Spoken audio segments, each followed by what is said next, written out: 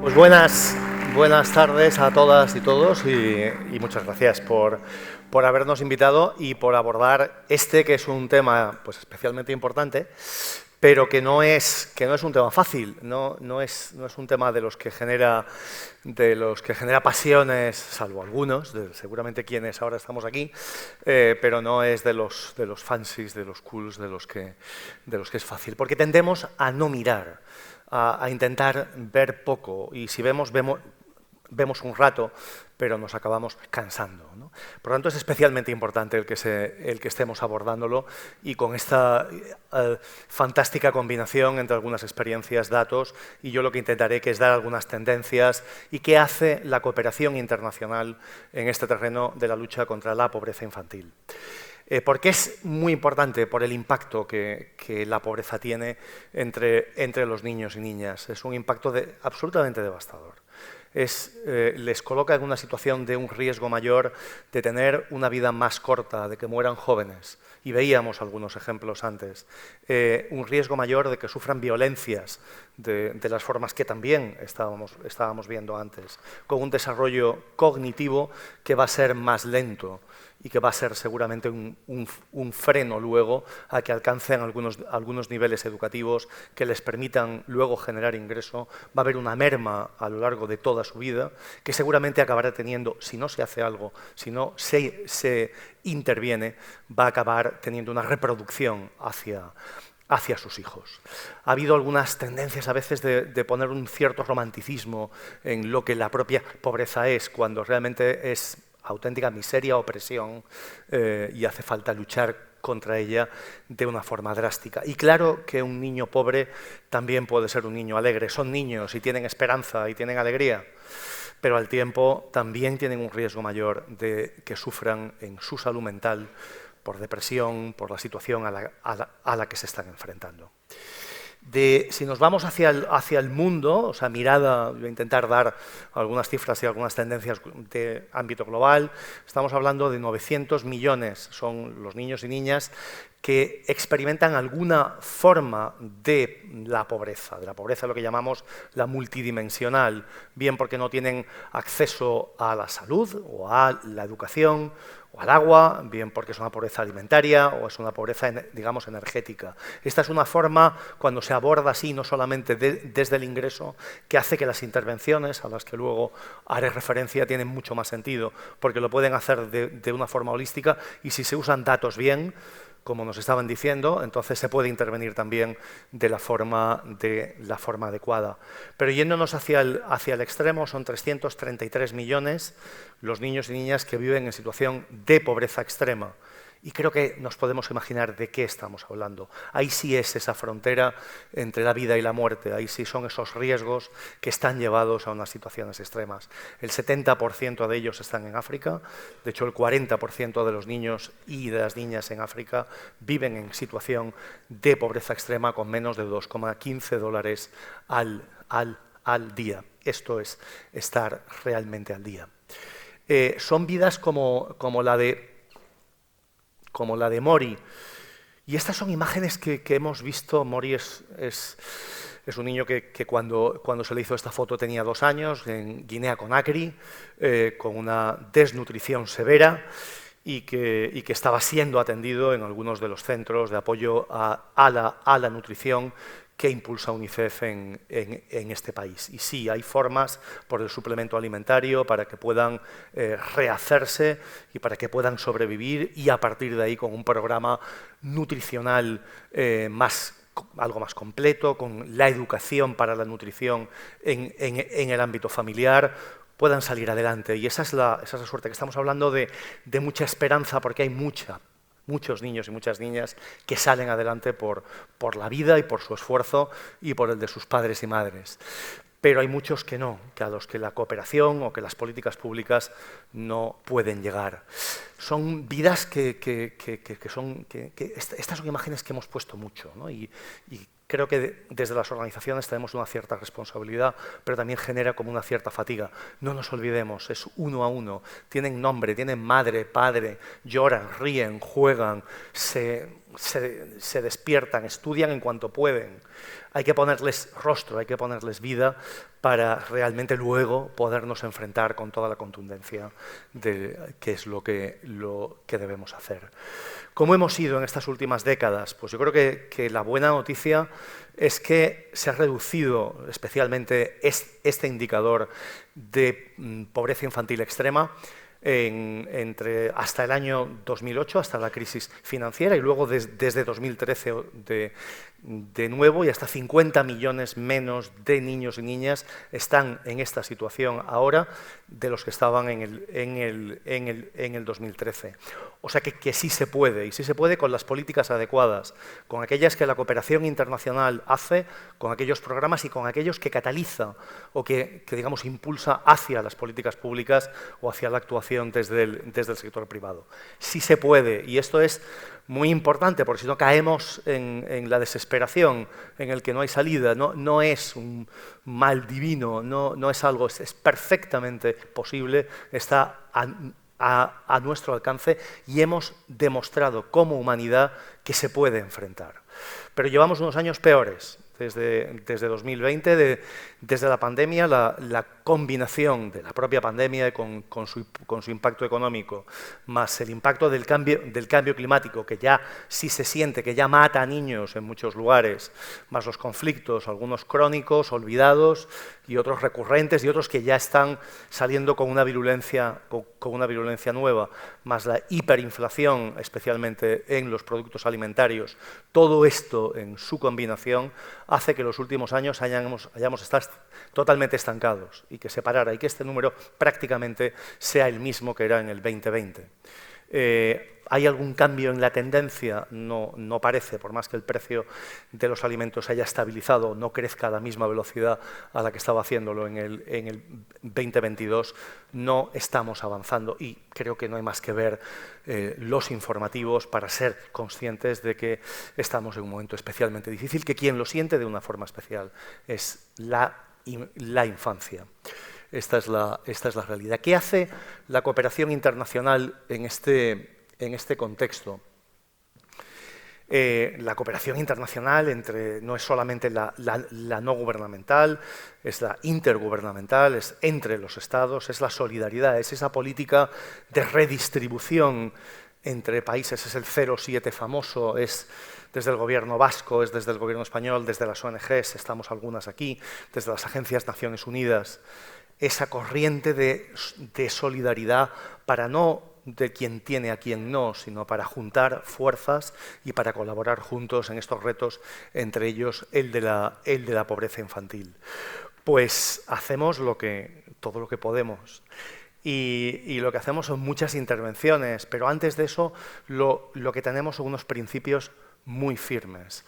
Lo que intentamos es proteger. Y la palabra creo que es la que me llama más, y es proteger frente a la pobreza, frente a la violencia que la pobreza tiene, y es crear un manto protector frente a esa intemperie, frente a la soledad, frente a la desesperanza.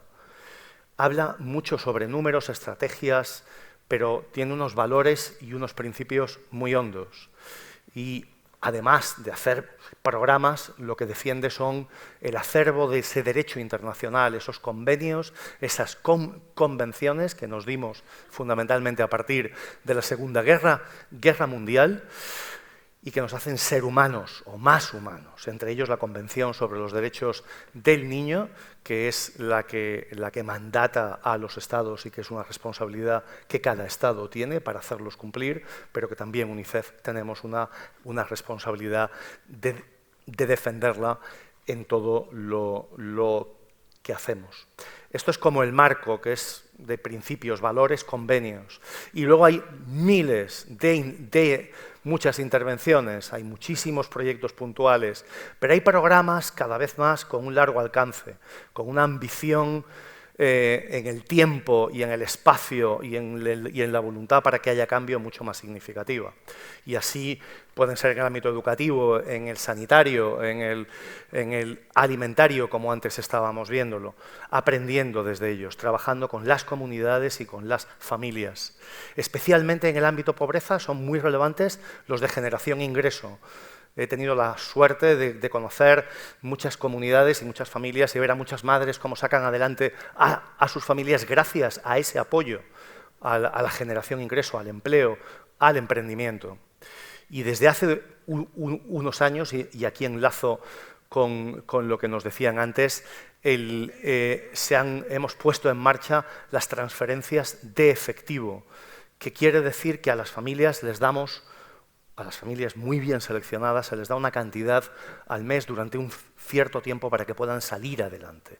Algunas veces se vincula con objetivos de educación o de nutrición hacia sus hijos e hijas, y otros no. Otros se hace una buena selección y se permite que la familia sea la que decida en qué lo emplea para salir adelante y para luchar contra esa pobreza infantil, y de forma además que los mercados locales también se pueden activar. Solamente UNICEF llegamos a 15 millones de niños y niñas en 48 países con estos apoyos en forma de las transferencias efectivo en un año, en el 2024. ¿Es suficiente? No, nunca lo será. Jamás vamos a conseguir, solo con la cooperación internacional, erradicar esa pobreza extrema como objetivo central. Nos hacen falta la contribución desde el sector privado y desde el sector público de una forma especial. Y aquí es donde la cooperación internacional también ayuda, desde las evidencias, desde los datos, desde las evaluaciones, desde la cercanía con el ámbito comunitario, desde estar pegado a y al tiempo con un conocimiento experto, trabajamos con los gobiernos para que desplieguen unos esquemas de protección social que sean universales y que lleguen a todas las familias, a todos los niños y niñas. Y esto ya hay países como Montenegro o como Tailandia, son los dos que me vienen, que se han puesto en marcha. Y cuando se ponen en marcha, aquí sí estamos hablando de un cambio sistémico, porque la evidencia muestra que esas prestaciones universales a la crianza a lo largo de toda la vida tienen un impacto absolutamente radical sobre la pobreza infantil. Esta es una función que la cooperación internacional hace de conexión, de catalizar esos cambios que sean cambios realmente mayores. ¿Estamos en donde nos gustaría estar? Pues siempre querríamos hacer mucho más, pero tengo que decir, ya acabo con dos malas noticias, aunque siempre intento dar mensajes optimistas, pero uno es que estamos en un tiempo de un fuerte abandono de la cooperación internacional, especialmente por parte de las administraciones públicas y de algunos gobiernos. No es el caso con el gobierno español, ni con el gobierno vasco, ni con el ayuntamiento aquí de Bilbao, pero sí lo es con otros. Muy especialmente Estados Unidos. Ha habido una cancelación de prácticamente toda la cooperación, todo USAID, estamos hablando de 40.000 millones, ya es seguro que 30.000 millones salen, la mayor parte de ellos estaban en forma de respuestas humanitarias. Hay niños y niñas que hoy mueren por esta decisión, que no tienen el suplemento alimentario que era indispensable para que pudieran alimentarse. Hay muchos programas educativos que se han caído. Hay muchas jóvenes afganas que estaban asistiendo a esquemas de educación semiformal, medio informales, algo como semiclandestinos, y que ya no pueden ir. Hay muchos migrantes que no se les protege. Hay jóvenes en toda América Latina que estaban con oportunidades de empleo y que no pueden seguir. Esas son las consecuencias de este, digamos, abandono, que no es el de la sociedad civil, que no es el de los socios, socias que siguen apoyándonos y que siguen dándonos no solamente financiación, sino también aliento, pero esa caída de los recursos en el ámbito gubernamental, que no es Estados Unidos solo, de una forma menos brusca, pero también pasa en otros países. Y lo que me sale es, ¿qué nos pasó? ¿Qué fue aquello? ¿Cuándo se heló el corazón para que haya más gasto de defensa y menos gasto en esto de lo que estamos hablando? ¿En qué momento se pone como condición para negociar un acuerdo parlamentario el que estos fondos se cancelen hasta el cero? ¿Qué ocurre en esos corazones para que llegue ahí? La última mención es a la pobreza extrema, extrema, que es la que se da en las crisis humanitarias y de forma muy especial en los conflictos, cuando los niños y niñas están en desprotección absoluta, la máxima desprotección. Y esto ocurre en conflictos que no salen a la luz pública, como es el de Sudán, el mayor conflicto que hay ahora en el mundo en cuanto a su impacto sobre la infancia, pero también en otros que sí están en la luz pública, como es el de la Franja de Gaza, aunque no tanto como realmente debería. Y es en el que me quiero centrar porque marca también tendencia hacia otros. Ya estamos hablando de más de 50.000 niños y niñas que o han sido asesinados o que han sido heridos, y seguramente nos estamos quedando cortos, es el número registrado. Son 17.000 mujeres embarazadas que dan a luz con una debilidad tal que los niños les escapan entre las manos a los profesionales sanitarios, a los que están allí, que tampoco tienen medios para poder acceder. Son niños como Sinwar, como este bebé, que se está muriendo de hambre a pocos kilómetros de donde hay camiones por toneladas con el suplemento alimentario que le sacaría adelante. Por cierto, salió adelante porque quedaban todavía algunos suministros dentro. Pero son situaciones y han muerto bebés ya de hambre. ¿Qué hace la cooperación internacional en esta situación? Estar dentro. 120 profesionales UNICEF y otros de Save the Children y de UNRWA y de Oxfam y de otras organizaciones que están dentro, que llevan siempre allí, que aunque cuando pueden salen, que cuando pueden vuelven, y que están cerca y que están protegiendo y que están dando amparo sin que haya techo y dando educación sin que haya aulas y están dando alimento sin que haya alimento y están haciendo una reparación de las infraestructuras de agua sin que haya repuestos. Eso es lo que siguen haciendo cerca de esos niños y niñas y contándolo hacia el mundo entero. ¿Y qué hacemos todos nosotros? Pues gritar, que creo que es lo que estamos haciendo todos, dar ese grito, decir esto es insostenible, no puede ser. Hay un derecho internacional humanitario que se está saltando por los aires y que expresamente dice que a los niños y niñas no se les masacra. Eso es cooperación internacional. También lo que hacen quienes están dentro y lo que hacemos quienes estamos fuera para defender esos valores y esos principios que nos hacen humanos y que no nos hacen bestias. Pues muchas gracias.